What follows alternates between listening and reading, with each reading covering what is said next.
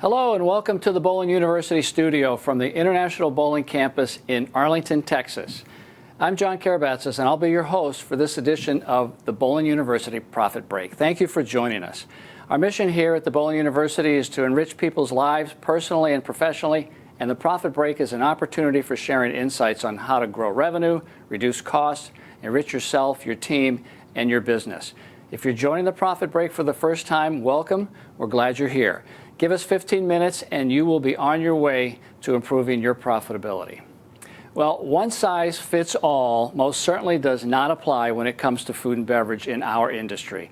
Different markets, different guests, different experience, and different capabilities all mean customization to your center's needs. But what does fit all is the need to be profitable. On today's show, we're going to speak to one of your fellow proprietors on how he improved the profitability of his food and beverage operation through menu and operational improvements based upon his unique location. Our guest today is Joe Finck, General Manager of Herrill Lanes in New Hyde Park, New York, which is a small town on Long Island. Joe's educational background is in the hotel and restaurant management industry, and his professional experience includes managing and owning his own restaurants. Being an avid bowler since childhood, Joe moved his career over to the bowling industry, back to the right side, as a GM, and was also first vice president of Long Island USBC. So, Joe, welcome. Thank you for spending some time with us today. Thank you. It's my pleasure. So, but to get started, I'd like you to give everybody a sense of, tell us a little bit about your center. You know, when you took over there a few years ago, what was it like? What does it look like? What do you have in there? So I'm a traditional bowling center. We have a lot of leagues. The 36 lane house. We are considered a pretty difficult shot, but not an impossible shot. A lot of league bowlers. We do a lot of tournaments here, but it's a old school look. We have still the 80s type look, if you want to look at it that way, but we're modernizing certain parts and trying to make the best of the situation without spending a ton of money on revamping an entire bowling center. Okay. So as part of that, you recently updated your cafe, from what I understand. Exactly. Can you tell us what you did and why you did it? Well, first off, they used to call it a coffee shop. And in my experience in the restaurant business, coffee shop denotes to certain people a particular type of menu.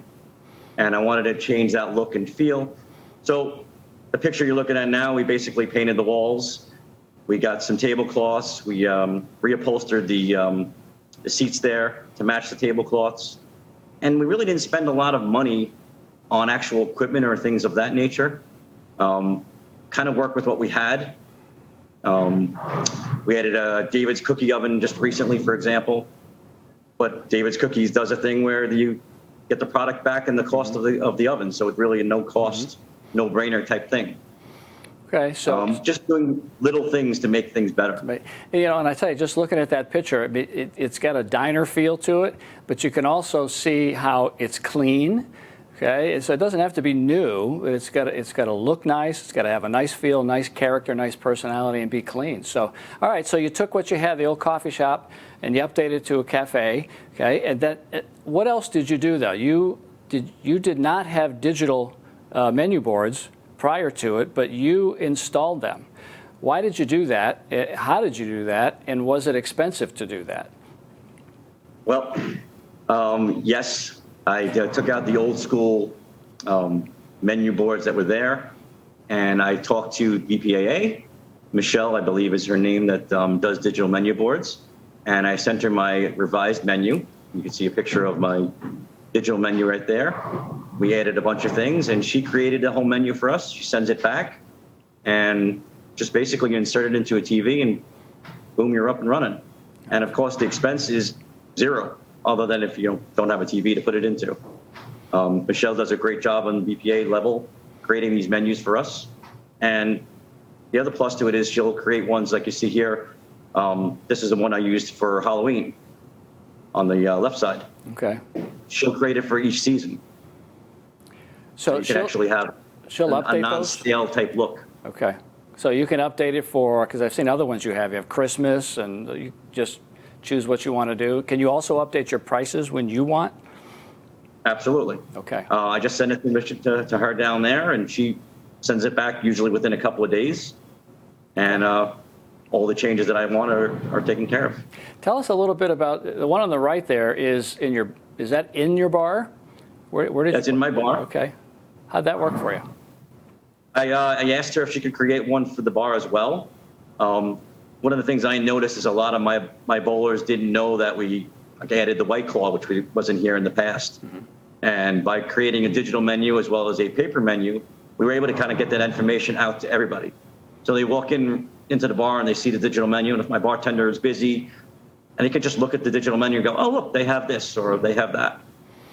That's excellent. Outstanding. Thank you for that. So you added the digital menu boards. It wasn't expensive because you had some TVs already. Is that correct? Or exactly. Okay. And there was no expense for me.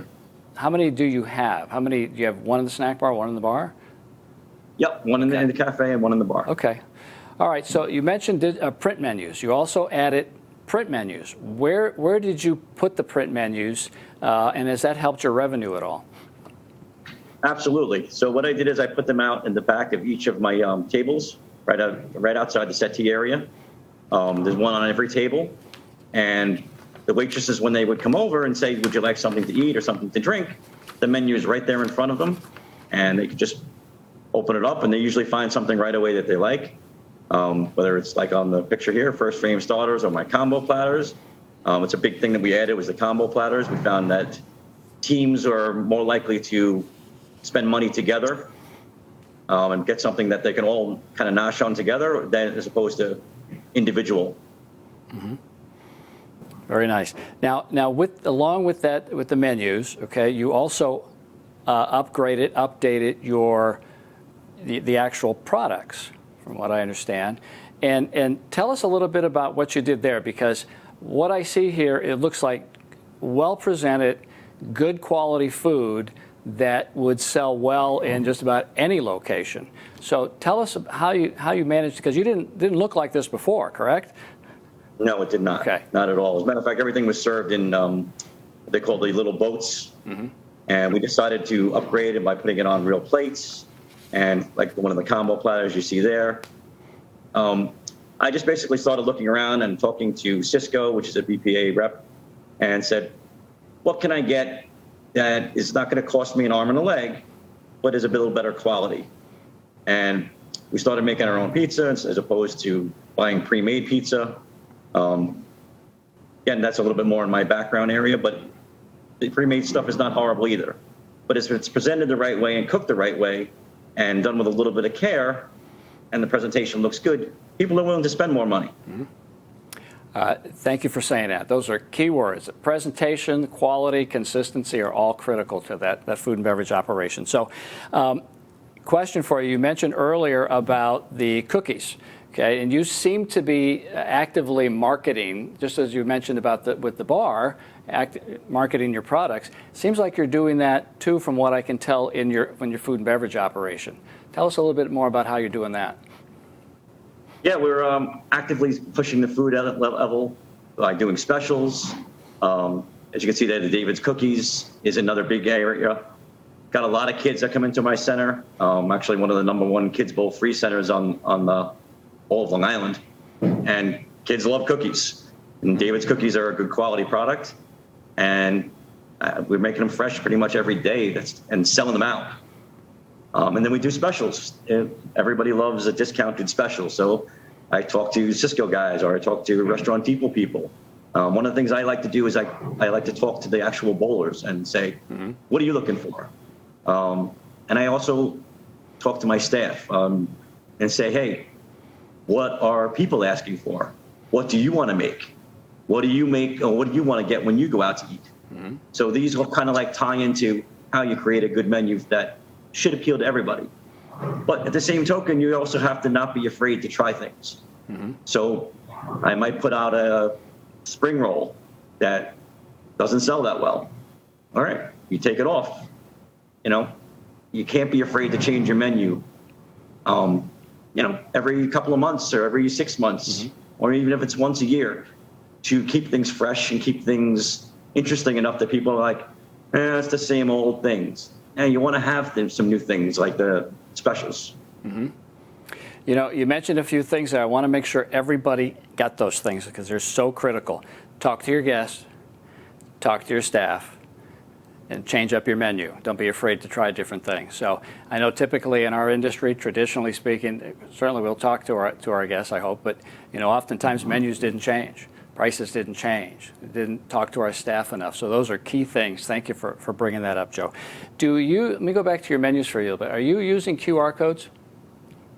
We're going to be presenting the QR codes. I have not launched that quite yet. Okay. I'm coordinating it with my new website and a couple of reservation systems that we're adding to the center.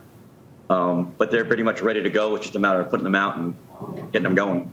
How's that going to work? Walk us through how it's going to work as a guest. I did it at another center that I worked at before this. They'll basically be taped down to the table right in front of the settee. Okay. And you just scan them with your camera on your phone, and everybody's got one of these cell phones, you know, sitting around. It's easy enough to do. And the menu will pop right up, and they can order it right from the app right then and there. And it'll go right to one of my printers in the cafe, and we'll run the food right out to you. So you're going to run it right out to the table? Everything. Awesome. So they don't have to come up to the counter, order what they want. They can just stay down there, have a good time, and you'll bring it out to them. Exactly, and it'll work to my bar as well, so they can order their drinks. They don't have to wait around for a waitress. I mean, I think we've all been in the bowling business where you're in a big, huge house and you're down on lane 1 and 2, and the waitress starts on lane 33, and you go, I want my drink or I want my food. Right. This way you'll be done and over with. Yeah, I remember that. First center I was at, the snack bar was behind 44. And, exactly. And the last lane in the house. So I had to walk all the way down there. Great.